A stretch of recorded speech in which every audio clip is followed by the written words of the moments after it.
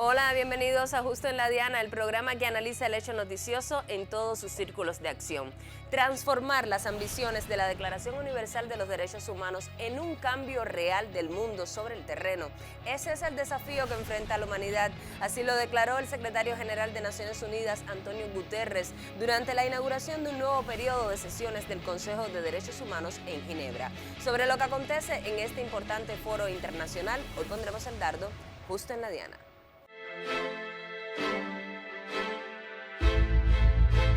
El unilateralismo de Estados Unidos atenta contra la promoción y protección de los derechos humanos de todos en el planeta.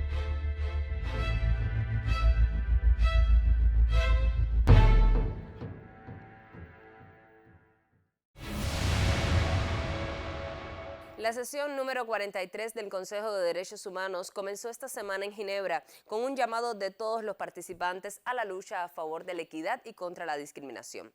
El segmento de alto nivel dura unos 5 días y luego se reúnen las comisiones permanentes. Vamos a conocer qué ha sucedido en este foro en las últimas horas, quiénes han hablado y cuáles son los principales temas sobre el tapete. El retroceso en las garantías de derechos humanos, sobre todo para mujeres y niñas, migrantes, personas con discapacidad y otros grupos vulnerables, así como la aplicación de políticas públicas para el desarrollo sostenible, centraron los debates del segmento de alto nivel del Consejo de Derechos Humanos. He venido al Consejo de Derechos Humanos, el sostén del diálogo internacional y la cooperación para promover todos los derechos humanos, para lanzar un llamado a la acción. Y decidí hacerlo ahora durante el 75 aniversario de las Naciones Unidas debido a la centralidad de los derechos humanos en todo lo que hace la ONU y porque los derechos humanos están siendo atacados. Los representantes de Venezuela, Cuba y Nicaragua denunciaron la aplicación de medidas coercitivas unilaterales y otras formas de manipulación por parte de Estados Unidos contra sus naciones.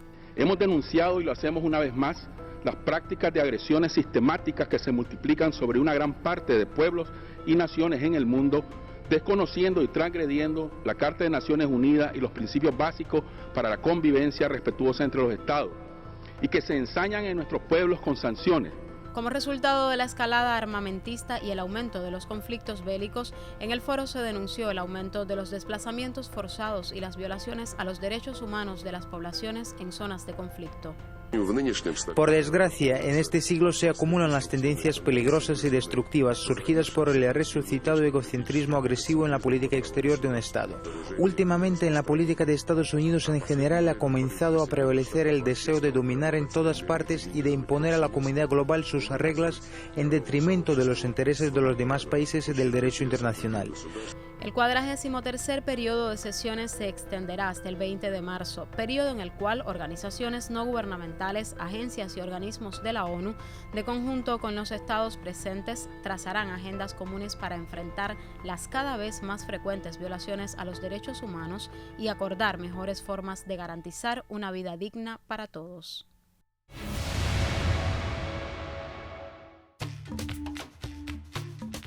¿Qué es el Consejo de Derechos Humanos?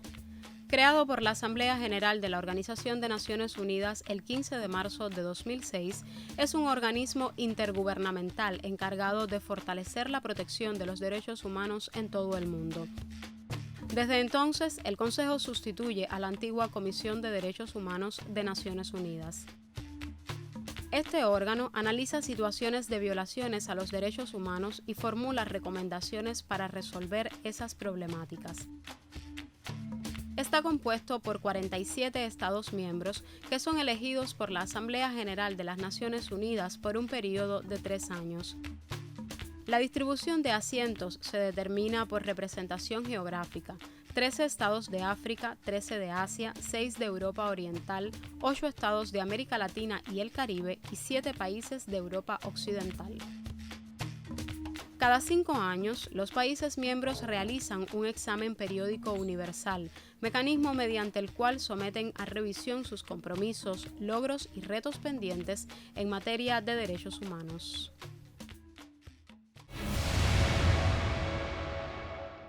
Durante 2019, la Comisión observó la persistencia de actos de violencia y discriminación en contra de grupos en situación de especial de exclusión y discriminación, como mujeres y niñas, personas LGBTI, pueblos indígenas, defensoras y defensores de derechos humanos, líderes sociales y periodistas, personas migrantes y personas privadas de la libertad, entre otros grupos en situación de vulnerabilidad. Además de las iniciativas nacionales, estamos trabajando junto con nuestros países vecinos en la formulación de un plan integral regional que aborde las causas estructurales de la migración y atienda las etapas del fenómeno para prevenir la migración irregular y proteger los derechos humanos de las personas migrantes. 4 bloques temáticos fueron adoptados: erradicación de la pobreza, inclusión social y paz sostenible, productividad e industrialización y sostenibilidad medioambiental, con el objetivo de establecer las bases para la reorientación del Plan Nacional de Desarrollo Económico y Social Horizonte 2020 e integrar la Agenda 2030 de las Naciones Unidas sobre los Objetivos de Desarrollo Sostenible ODS y la Agenda 2063 de la Unión Africana en los esquemas de planificación para el desarrollo económico y social. Hoy nos acompaña en el estudio Juan Antonio Quintanilla Román, director de Organismos Internacionales del MINREX, para analizar en qué contexto ocurre esta reunión del Consejo de Derechos Humanos. ¿Cómo estás? Muchísimas gracias por estar con nosotros. Muy bien, Diana, gracias por la invitación. La primera pregunta que se impone para hablar sobre lo que ha sucedido en estos primeros días de la reunión del Consejo. ¿Por qué expresó el secretario general de Naciones Unidas que los derechos humanos en este mismo momento están bajo ataque? Bueno, Diana, yo comenzaría diciendo que las razones por las que él expresa esto no son exactamente las que nosotros argumentamos cuando hablamos de temas de derechos humanos. Si bien el secretario general expresa una preocupación genuina sobre la situación de derechos humanos en todo el mundo, no coincide específicamente con nuestros argumentos. Por ejemplo, en esas afirmaciones están implícitas en el secretario general situaciones de derechos humanos en países específicos y lleva una carga de componente punitivo, que es el que defienden los países occidentales liderados por Estados Unidos como enfoque para abordar las situaciones de derechos humanos. Ello se aleja un tanto de las posiciones que defendemos nosotros, que se basan en el diálogo genuino, la cooperación en materia de derechos humanos, la creación de capacidades y la igualdad en el trato para abordar las situaciones de derechos en todos los países en igualdad de condiciones. Pero en cierta medida, por supuesto que nosotros compartimos las afirmaciones del secretario general de que hoy los derechos humanos están bajo ataque, fundamentalmente por el accionar unilateral del gobierno de los Estados Unidos, sus políticas neoliberales y su accionar alejándose del multilateralismo, que todo ello va en detrimento de una verdadera promoción y protección de los derechos humanos a nivel internacional y por supuesto también en el territorio de los Estados Unidos. Ahora bien, esta semana fue la reunión de alto nivel y en las próximas semanas continuará el foro. ¿Cómo se estructura esta reunión? Sí, estos 3 primeros días del Consejo de Derechos Humanos, es decir, desde el lunes 24 hasta el miércoles 26, lo que sucedió en Ginebra fue el segmento de alto nivel del Consejo de Derechos Humanos, que se realiza una vez en el año, siempre en el mes de marzo, porque la sesión del Consejo de Derechos Humanos del mes de marzo es la sesión principal de este órgano de las Naciones Unidas. Y es el momento propicio en el que se reúnen más de 70 cancilleres y otros altos dignatarios de países de Naciones Unidas para abordar cuestiones de derechos humanos. Precisamente te propongo escuchar en este segmento de alto nivel las declaraciones, un fragmento de las declaraciones del canciller y volvemos luego con el análisis. El unilateralismo de Estados Unidos atenta contra la promoción y protección de los derechos humanos de todos en el planeta. Sus guerras no convencionales y sus violaciones al derecho internacional transgreden de modo sistemático los derechos a la paz y la libre determinación. La aplicación de medidas no convencionales para impedir el abastecimiento de combustible a nuestro país ha dañado cada ámbito de la vida cotidiana de las cubanas y cubanos, el transporte público, la educación, la salud, la alimentación. La aplicación plena de la ley Helms-Burton profundiza el impacto extraterritorial del bloqueo. Ha añadido limitaciones extremas a los viajes y las conexiones aéreas entre ambos países que afectan a las familias cubanas, a los residentes de otras naciones y violentan el derecho a viajar de los estadounidenses. Cuba reafirma su apoyo a este Consejo de Derechos Humanos y ha decidido presentar su candidatura a miembro del órgano para el periodo 2021-2023. Puedo asegurarles que Cuba seguirá conduciéndose en este foro con voz propia y constructiva. Ya lo decía el canciller cubano, estamos viviendo un momento sin precedentes con el bloqueo de Estados Unidos hacia nuestro país. La denuncia de Bruno, además del discurso, ¿existen algunas posibilidades de que en este foro su denuncia se convierta o trascienda a que se tomen acciones concretas por parte del foro contra Estados Unidos o hacia Estados Unidos para que cambie su política con Cuba, o todo queda prácticamente un aspecto simbólico? Habría que decir, Diana, que el primer valor de esta denuncia es político.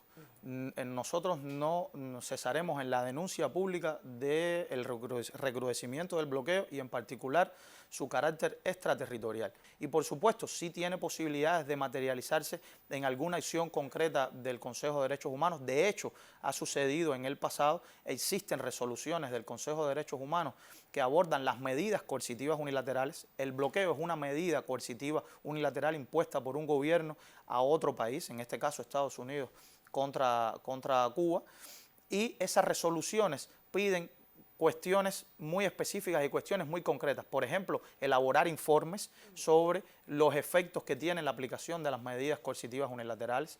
También han pedido la creación de mecanismos de seguimiento a la aplicación de medidas coercitivas unilaterales. Otro de los aspectos que mencionaba el canciller en su discurso es el ataque mediático que ha habido contra los programas de los médicos, de solidaridad de nuestros médicos.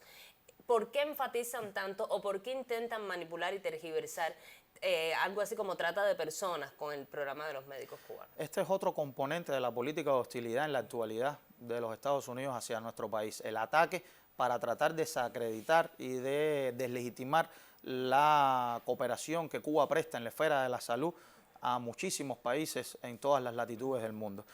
Y lo hacen en primer lugar porque conocen que esta cooperación internacional de Cuba ha recibido un reconocimiento abrumador de la comunidad internacional. No solo de los gobiernos, de los pueblos en los cuales prestamos esa cooperación, sino también de organismos internacionales como las Naciones Unidas o la Organización Mundial de la Salud. Y sin embargo se está politizando este asunto, como mismo sucedió con Venezuela, con Bolivia, cuando estaban intentando decir que los médicos cubanos estaban actuando de manera injerencista en los asuntos políticos de esas naciones. Es un componente, lo utilizaron en el caso de Venezuela, tratando de presentar a los médicos cubanos como agentes subversivos o como agentes para influir en procesos políticos en Venezuela, lo cual es totalmente alejado de la realidad, porque todo el mundo conoce que nuestros médicos, la labor que realizan es en materia de salud, y no solo los médicos, sino todo el personal que labora en estas misiones médicas, enfermeras, técnicos de la salud, personal administrativo, está dedicado por completo a la atención de salud de las poblaciones en las que están prestando esa ayuda. Pero además ellos conocen que son programas de cooperación que han sido establecidos sobre bases de acuerdos legítimos, acuerdos gubernamentales entre los respectivos países, en este caso Cuba y los países de la región o de otras latitudes que han decidido acudir a la cooperación de Cuba. Uno de los elementos que me gustaría destacar, que tú aclararas aquí en el estudio, es sobre el tema de los pasaportes. Hablan mucho, intentan manipular de que los médicos cubanos se les retira el pasaporte y que eso sería una violación de los derechos humanos. ¿Cómo ocurre realmente esta situación? Bueno, tú lo comentabas hace un momento, han tratado de vincular la actuación de nuestro personal de salud con el delito de trata de personas o la esclavitud moderna. Esto hay que desmentirlo por completo, es totalmente alejado de la realidad. En ningún caso nuestro personal de salud que coopera en el exterior es víctima de delitos de trata de personas ni de esclavitud moderna. Cumplen sus misiones en total voluntariedad, a partir de un contrato de trabajo que firman con la Unidad de Colaboración Médica del MINSAP y asisten a estas misiones de una manera voluntaria. Pero volviendo a tu pregunta, en ningún caso se les retira el pasaporte. Ellos lo conservan. Solo en aquellos casos donde hay condiciones de seguridad complicadas o peligrosas o sensibles para nuestro personal de salud, se resguardan esos pasaportes, pero en ningún caso quedan no identificados. Se les emite una copia legalizada de esos pasaportes en nuestros consulados y se les entrega. Y esas copias certificadas actúan o sirven como su documento de identidad mientras permanecen en esas misiones en el exterior. Pero repito, es solo en aquellos casos donde hay condiciones de seguridad complicadas para nuestros colaboradores de la salud o de otras esferas en sentido general.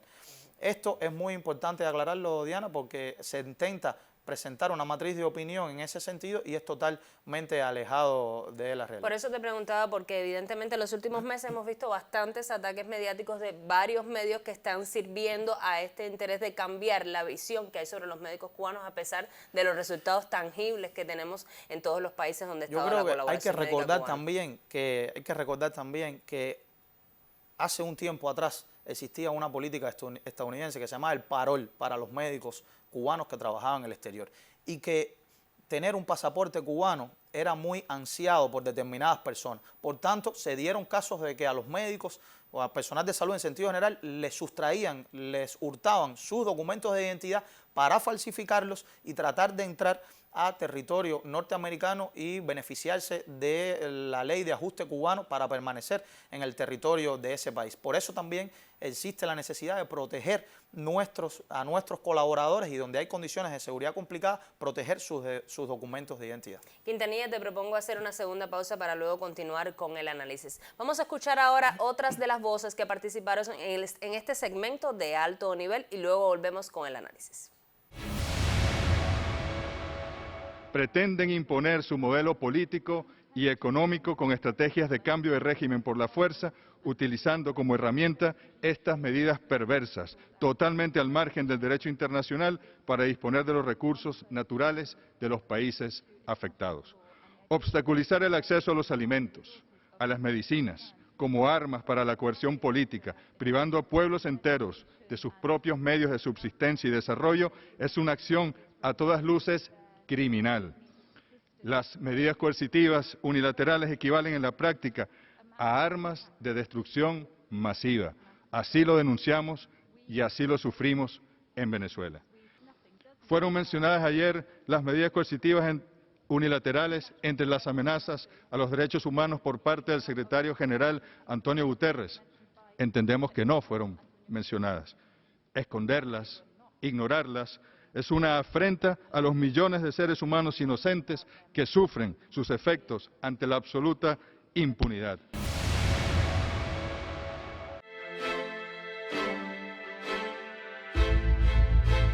El unilateralismo de Estados Unidos atenta contra la promoción y protección de los derechos humanos de todos en el planeta.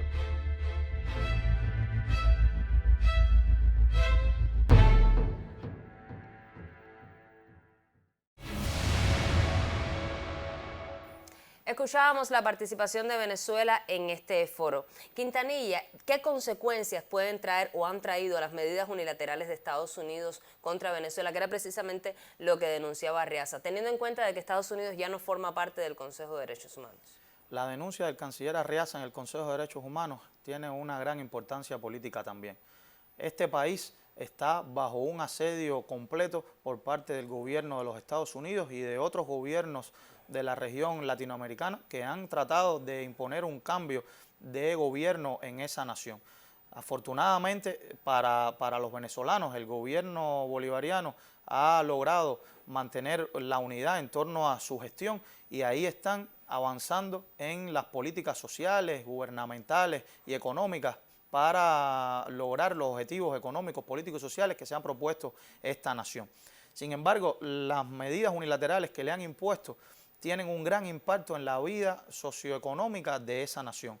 Hay privaciones importantes a cuestiones como alimentación, salud, a pesar de la cooperación que recibe en esta esfera de nuestro país con los miles de médicos que tenemos allí, pero no podemos desconocer el impacto que ciertamente tienen esas medidas y que continúan denunciando sus autoridades en cada foro internacional que tienen la oportunidad de hacerlo, y el Consejo de Derechos Humanos es uno de esos, un foro por excelencia para presentar esta denuncia.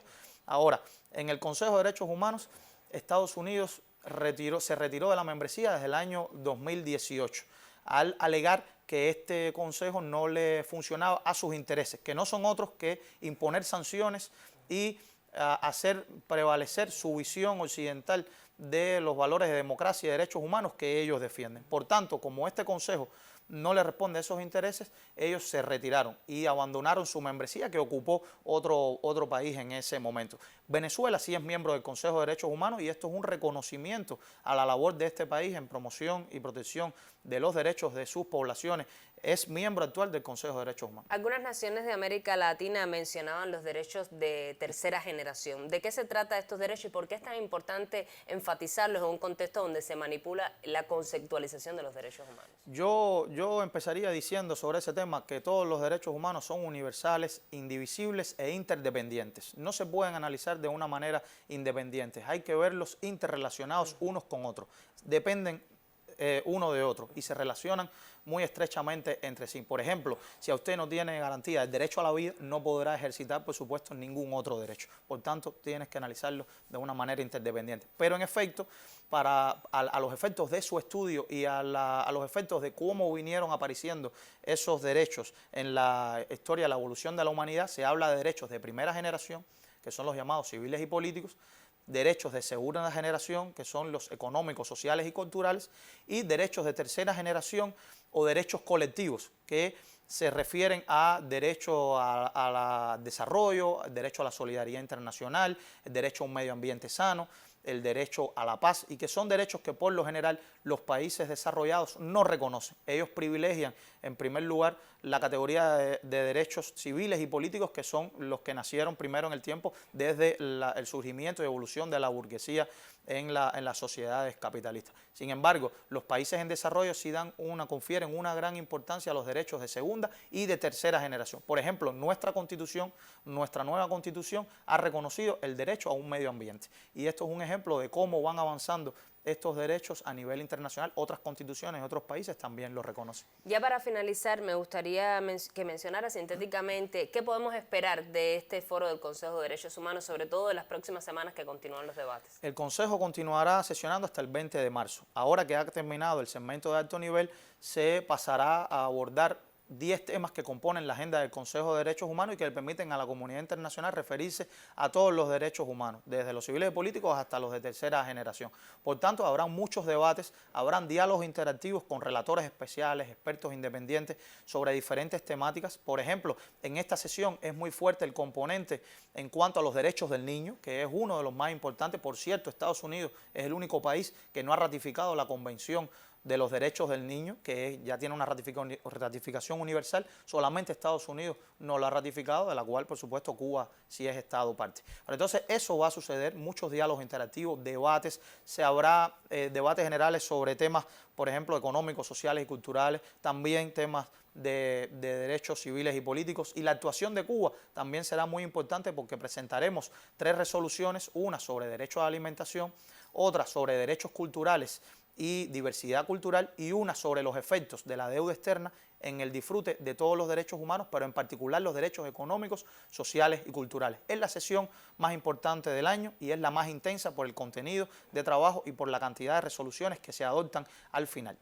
Te agradezco muchísimo que hayas estado con nosotros, Quintanilla, y seguiremos de cerca todas estas resoluciones y los pasos que va a dar Cuba en este foro internacional. Gracias por la invitación. Muchísimas gracias por estar con nosotros. Ya estamos en los minutos finales. Siga con nosotros justo en la diana.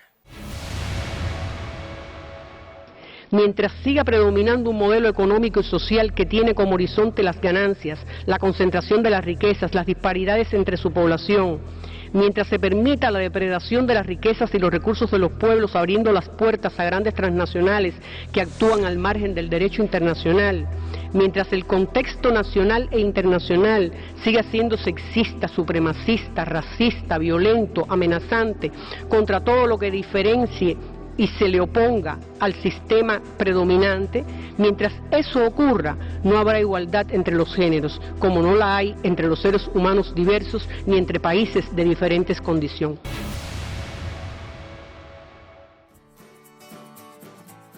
En 2 décadas de existencia, el Consejo de Derechos Humanos ha logrado el reconocimiento de los derechos económicos, sociales, culturales, civiles y políticos como universales, indivisibles y sin distinción. Su implementación se ha convertido en elemento central del diálogo mundial sobre la paz, la seguridad y el desarrollo. A través de expertos, relatores, asistencia técnica y ayuda económica, el Consejo promueve de conjunto con los estados los derechos de los niños, las mujeres, las víctimas de tortura y las personas con discapacidad. El consenso mundial para que las violaciones graves a los derechos humanos no queden impunes y las víctimas puedan reclamar justicia es un logro del Consejo. Como parte de su agenda de inclusión, se intenta promover un cambio de paradigma en el reconocimiento a los migrantes y sus familiares, los pueblos indígenas, la comunidad LGBTI y otros grupos sociales sujetos a discriminación u otras formas de exclusión. Fondos y proyectos de Naciones Unidas brindan ayuda y asistencia a las víctimas de trata o esclavitud. Para el logro de los derechos individuales y colectivos, se promueven desde la sociedad civil normas y políticas públicas que den voz a los desposeídos y exigen a los gobiernos mayor transparencia y mejores formas de participación social. Asimismo, crece el consenso de que empresas comerciales e instituciones de cada país tienen responsabilidades en materia de derechos humanos.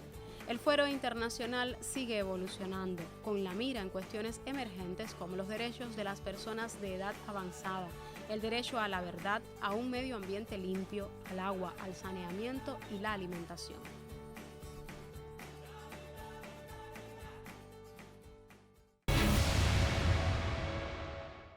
Recientemente el secretario general de Naciones Unidas expresó: cuando ayudamos a la gente a salir de la extrema pobreza, cuando garantizamos la educación para todos, en particular para las niñas, cuando garantizamos también la atención sanitaria universal y todos tienen el mismo acceso a las oportunidades y a las opciones, permitimos que la gente reclame sus derechos y respetamos el compromiso fundamental de la Agenda 2030 de no dejar a nadie atrás. Lo importante de estos foros multilaterales es que se materialicen en acciones las políticas que se orientan en discursos. Lo espero el próximo jueves para analizar un hecho noticioso en todos sus círculos de acción.